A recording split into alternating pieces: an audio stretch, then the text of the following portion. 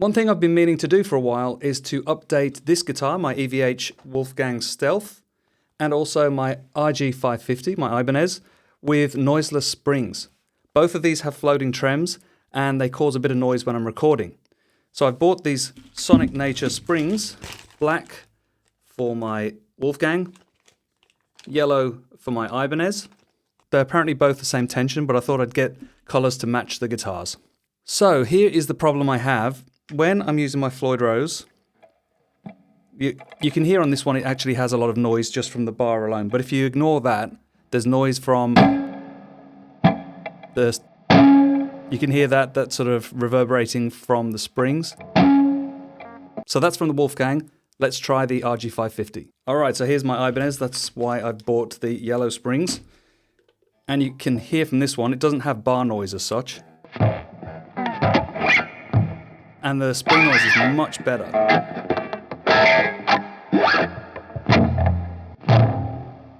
But I can still hear that in the springs, that there's a certain pitch that reverberates. So what I'm going to do is I'm going to replace the springs on both of these guitars and then come back and do another test and see how they sound. Okay, it's time for the moment of truth. I have switched over the springs in my Wolfgang. I'm going to see if it's made any difference. It was a bit fiddly because the springs were actually a lighter gauge. Would you say gauge for a spring? They're a lighter tension than the existing springs. So I had to actually put 3 springs instead of 2 so that I could get the trem to sit correctly.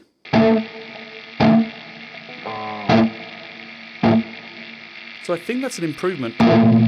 It's still going to make that noise because it's sort of mounted flush with the body, and that's the way that Eddie used to set his up. So probably doesn't do the body any good when you actually let go and just smack it against the body like that. But so I won't do that very often.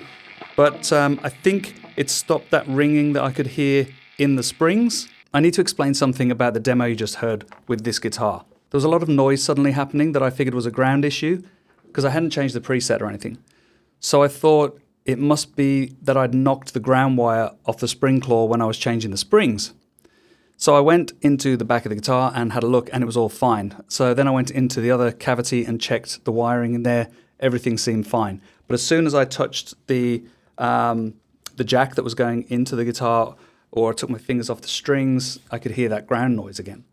So I took the plate off the back again, and I thought, the only thing that's changed is the springs.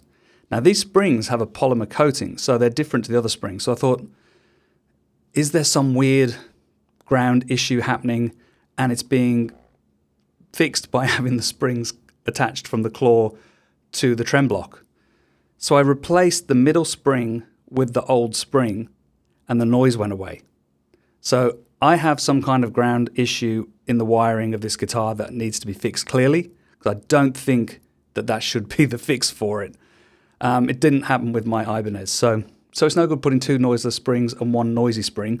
So I got the 3rd noiseless spring and I just cut a little bit of the coating off just where it hooks onto the claw, and it was already stripped off where it pushes into the block, the trem block, because it just, as you're pushing it in, the friction actually got rid of it already. And that fixed it. So obviously there's something wrong with my guitar. I'll get that fixed, but for now, at least that's fixed the problem. Okay, so I had the same problem with this one. They're a lighter tension spring. You can see the yellow springs in the back there now. And that meant I had to put 4 springs on instead of 3.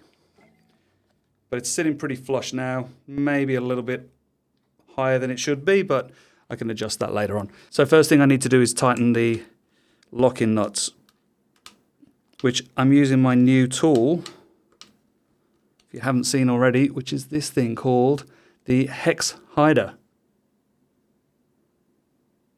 And this little key is magnetic, and it just pops on the back of my headstock underneath the tuners. You can see here. It just clips on. Very magnetic. You can just put it anywhere. It sticks there.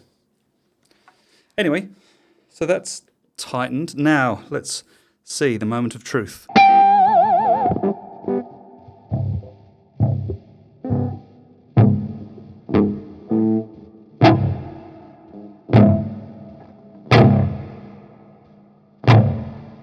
So I can hear a tiny bit. It almost starts to go that I can hear a note going, ooh.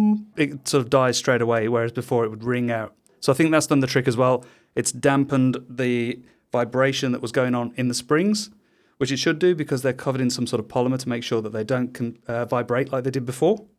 And that should fix my problems when I'm recording with these guitars now. So if you're interested which springs I used, I'll put them on the screen now.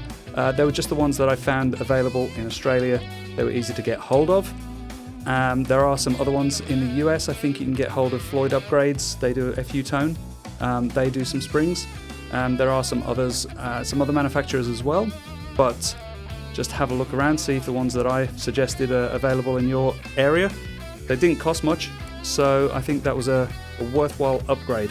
Just a note, I have a new newsletter available, so if you haven't already, subscribe to my newsletter. You'll get a weekly update from me on the latest videos, some news that I'm posting, riff of the week. I might even start doing some lessons that are maybe subscriber-only lessons, and maybe even some secret presets, who knows. Look for the link below that'll take you to the form to join inside John's Guitar Garage, and I'll see you in the next video.